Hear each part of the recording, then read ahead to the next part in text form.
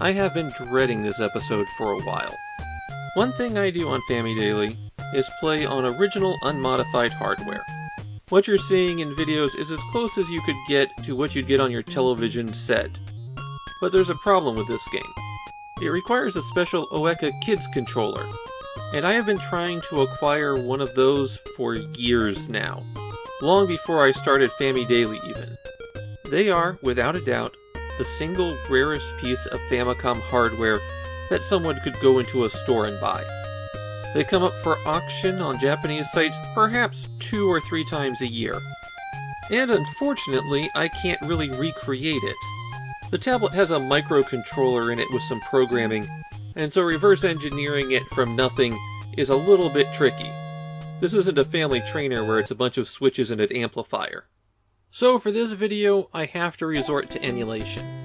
And because there was a second game in the Oeka Kids line, I'll have to use emulation when I get to that one as well. That tablet controller is probably my favorite crazy Famicom peripheral. You've got a stylus, and a big white tablet space that you can draw in. There's also some buckets at the top that you can tap in for your frequently used functions.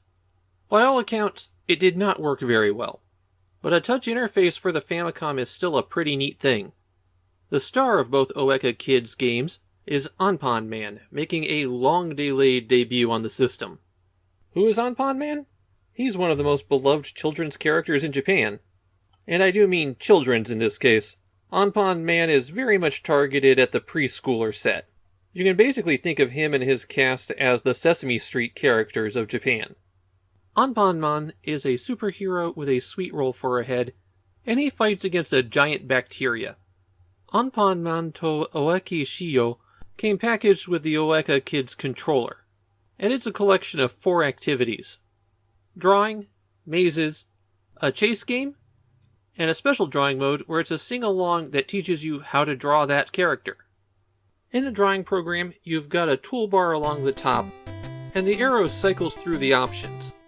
The first 2 rows of options are drawing tools, things like a pencil or a spray can, as well as 3 colors for your palette.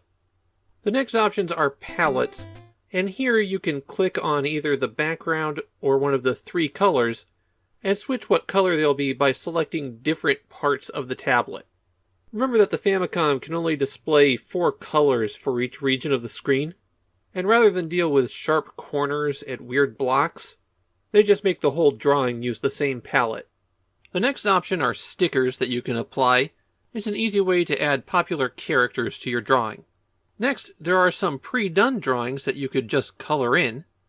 And finally, there's the utility options where you could exit out of this mode, enable constant music instead of just having it play as you draw, and switch between which page you're using, because you're allowed to keep 2 drawings.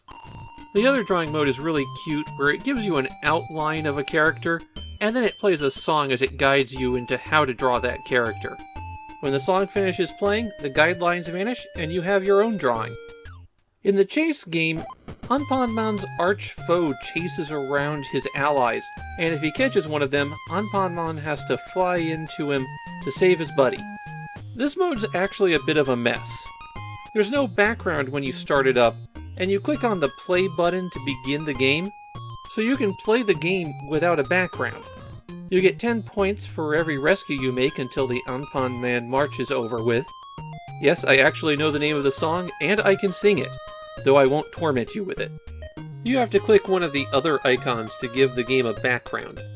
Also, the pathing on the bacteria guy sometimes gets stuck just following closely behind one of your friends, and the only way you can get points is if he actually catches one of them. So you need to hurt him sometimes to get him away. Anpanman just follows your stylus in this game, and the maze game works the same way. You choose one of the characters, and then you're given a maze to draw a path through. The character follows the stylus, but if the stylus is too far away, then they'll stop. The mazes are actually randomly generated here, and there's quite a few backgrounds. Generally speaking, the characters on the left have easier mazes than the characters on the right.